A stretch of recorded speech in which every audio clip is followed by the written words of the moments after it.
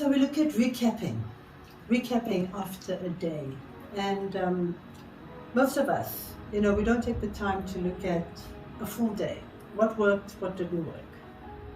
And I just come back from celebrating self, going out for dinner with friends, and just looking at what worked, what didn't work.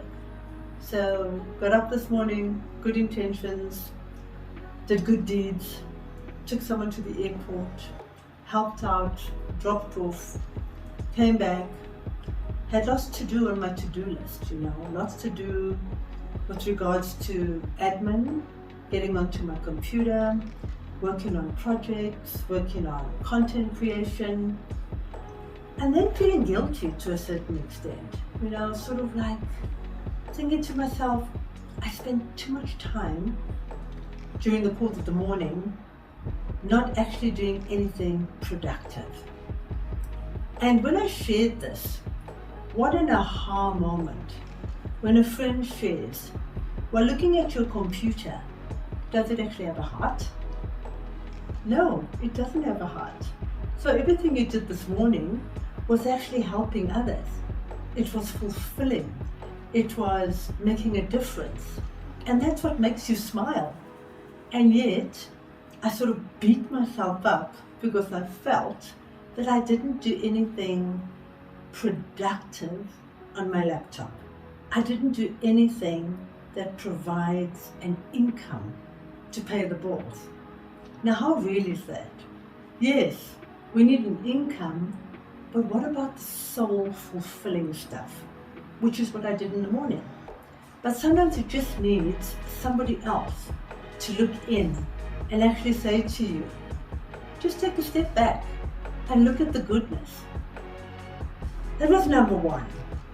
Number two, so we decided to go out and celebrate because the day has been a good day, a bad day, a bit of a yin, a bit of a yang, because challenges come up all the time. Emails come in and there's conflict. And when I take a look at the broader picture, it's like having all these balloons. Now think of blowing up a whole lot of balloons. They're not on any string or anything to hold them together. And here you are trying to hold all these balloons together. And they're just disappearing, to different spaces.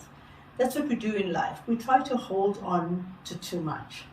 So I thought to myself, celebration, went out for the evening, just to celebrate self.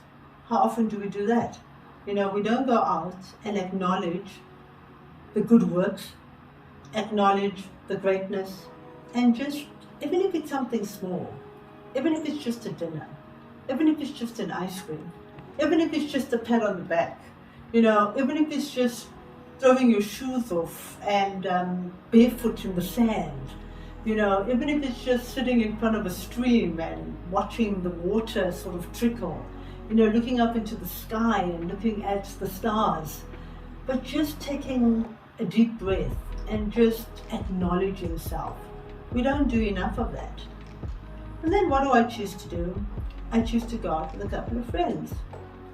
And yes, as much as I'm celebrating self, I put myself in a position where I'm with friends that don't always leave you feeling good. Here I am, wanting to take care of me, but instead of taking care of me, I'm concentrating on somebody else, and somebody who at that given moment, not always, but at that given moment, is actually depleting. And it's no longer about me celebrating me.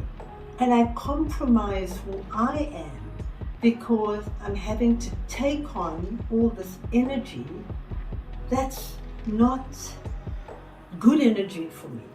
That is depleting who I am. And that just takes it all away from me celebrating me. Now, am I doing this to be good, or am I doing this foolishly? And I'm still trying to figure that one out. Because is it empathy? Is it because I want to feel needed? Is it because I keep sacrificing who I am for everybody else? Or is it really just a good deed? And am I being selfish? Do I know the answers? No. But you know, as my granddaughter always says, it's actually okay to not know. It's actually okay to not figure it all out. So bottom line, when you actually analyze, and I look at the day, did I achieve what I needed to achieve? I think so. Because as much as I was frustrated, and as much as I was challenged, I was assertive enough to share my truth, stand my ground, create the boundaries, but in truth and love, and still achieved a positive outcome. So you know, what do I say to myself? Well done.